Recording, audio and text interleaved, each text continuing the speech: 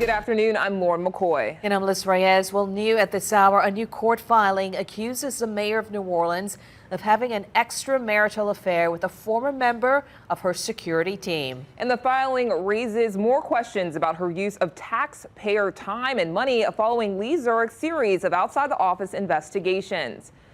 The wife of NOPD officer Jeffrey Vappy filed an amended divorce petition this month, claiming in November of last year she became aware of an inappropriate relationship between Vappy and who she refers to as Mrs. LC. And a source says that Mrs. LC is New Orleans Mayor Latoya Cantrell. And the filing alleges Officer Vappy has been in an ongoing sexual relationship with Cantrell since May of 2021. And that's the same month Vappy joined her executive protection team.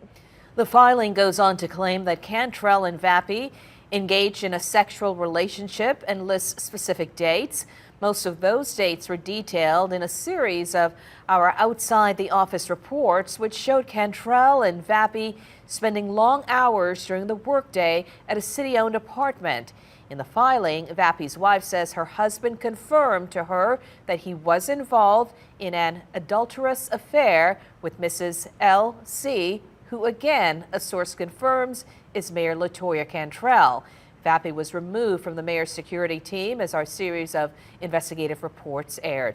Now, this new filing raises severe ethical and potentially criminal issues for both Officer Vappy and Mayor Cantrell. And joining us now with more insight on this is Dillard University political analyst Dr. Robert Collins. Of course, Dr. Collins, thank you so much for joining us.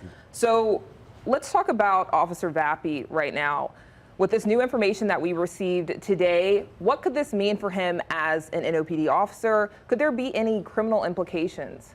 Well, of course, they're just allegations at this point. But if the allegations are proven, the issue is going to be that there are NOPD regulations about being supervised by someone and having an inappropriate relationship with your supervisor. So that could potentially be the conflict there, is if he's having an inappropriate relationship with the mayor, and the mayor, of course, was his supervisor at the time, there could be a violation of internal NOPD policy.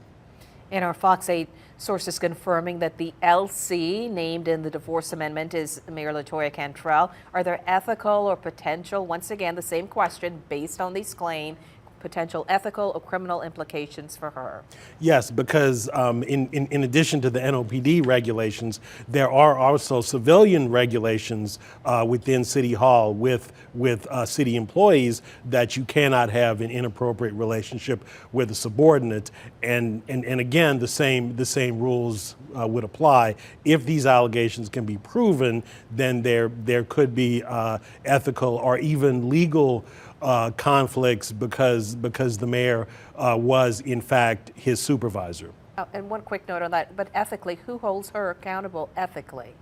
Well, I mean, ethically, it would have to be of course, if a crime is committed, it would have to be the district attorney. But ethically, it would be up to the city council to investigate this and levy any sanctions. Again, up to criminal sanctions. Criminal sanctions would have to be investigated by the district attorney.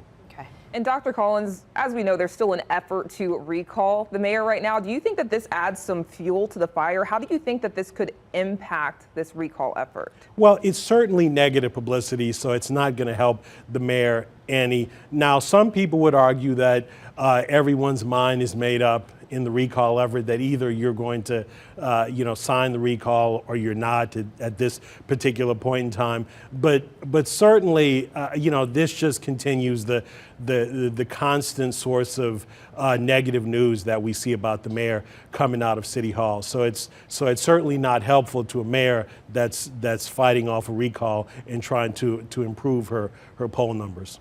And we see that there are sides on this. There are those who are supporting the mayor and others who are not. Do you know of any precedent across the country, a similar situation, something like this, a mayor involved with such claims alleged?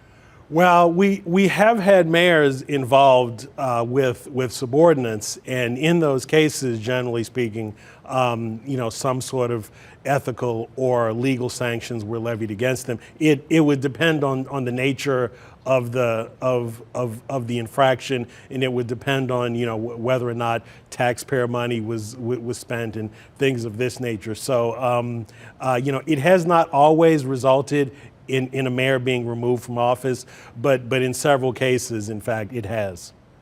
Thank you so much, Dr. Collins. Dr. Robert Collins, thank you so much. Thank you. Thank you.